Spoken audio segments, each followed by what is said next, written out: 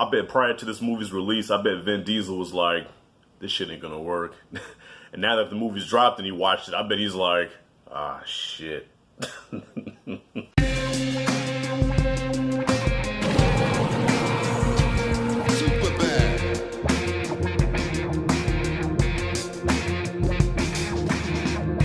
Hobbs and Shaw, the time has finally come. One of my most anticipated movies of the summer. This is the movie I've been waiting for because this had the makings of a fun summer popcorn film. And this movie gave me exactly what I wanted. Nothing more, nothing less. Everything I wanted this movie to be, it was. So it wasn't anything special? Not really. Was it a fun, high-octane, testosterone-filled, testicular fortitude-packed, fucking a ridiculous extravaganza? Yes, it delivered all that. So the whole point of Hobbs and Shaw is that Idris Elba, his people, his organization, or whatever the hell they are, they have this virus that can wipe out humanity. And I guess they sat down and they had a drink with Thanos, and they both had the same plan, like, hey, let's wipe out humanity and build up another one from scratch. And Idris Elba is the prototype of the new advanced human beings that are super powered, super soldiered. Basically, this has become a superhero franchise. It's a spin-off of the Fast and the Furious movies, but I guess it's still considered a Fast and Furious movie because it presents it. And there's definitely Fast and Furious written all over this film. But it is a superhero movie with some Transformers in there too. This is not really a spoiler. It's in the trailer, and you do see it in the TV spot. Idris Elba rides a motorcycle that is like a fucking Transformer. Within this organization, there's a traitor. She says, no, this can't happen. She takes the virus, inserts it into herself, and she escapes. So the movie is Idris Elba trying to find this girl and the virus, and guess who has to stop them, and guess who has to find this girl and the virus? No other than Hobbs and Shaw, played by The Rock and Jason Statham. This movie is definitely more Tango and Cash than it is Lethal Weapon. Lethal Weapon is chock full of comedy, but Lethal Weapon deals with a lot of dark themes like suicide and PTSD and slavery and shit like that. Whereas Tango and Cash is just a fun action buddy cop movie, and that's what Hobbs and Shaw is, but to the 10th power and with the volume turned all the way up. The chemistry between Jason Statham and The Rock, I really dig. Every time they was on screen together, cracking on each other, I love that shit. Idris Elba is the villain. I can't remember the name of his character in the movie, but I thought Idris Elba was fine in this movie. Like he kicked ass. Okay, he was a super villain. And I thought he was okay. Like he's not the type of villain where I'm gonna be like, damn, I'm gonna remember him for a long time. Like he's like an iconic villain.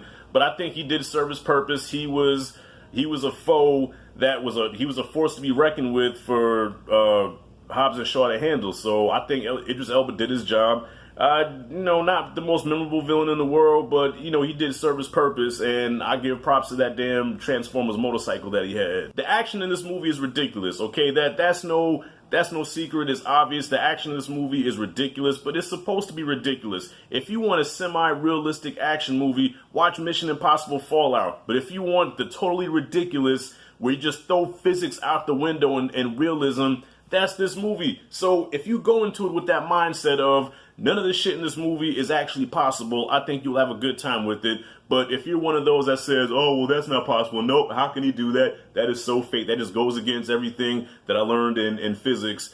Okay, you're not going to like this movie at all because there's things in this movie that happens that a human being could not accomplish. The Fast and the Furious is sprinkled all throughout this movie, and I really dug that. There are some chase scenes that remind you of the Fast movies, and it's just a breath of fresh air because it's like, okay, we see a Fast movie without Dominic Toretto and preaching family and having those slow, tender moments of, yes, your family, your family, your family, and your family.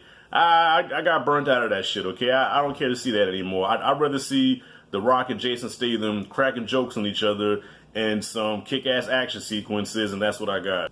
There is a cameo in this movie. I'm not going to say who, but there is a cameo in this movie. And even though it was kind of cool to see this person show up in the scene, but to me, it ruined the scene because it was a funny-ass scene. The crowd was laughing. I was laughing. I was into this. I said, okay, I can watch this shit all day.